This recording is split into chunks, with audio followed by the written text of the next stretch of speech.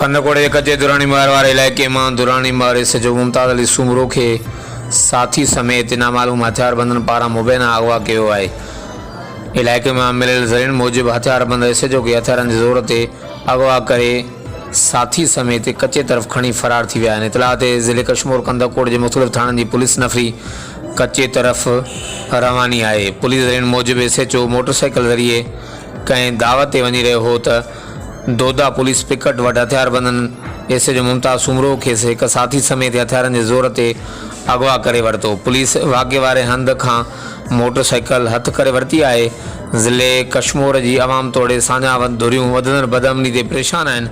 ज़िले में अगवा थियलनि जो तइदाद 12 खां वधी वियो। आख़िरी इतलान ताईं दुरानी मार के कच्चे वारे इलाके में पुलिस कार्रवाई जारी है। हर वक्त आगाह लाइ ॾिसंदा रहो GTN वेब न्यूज़ कंधककोट।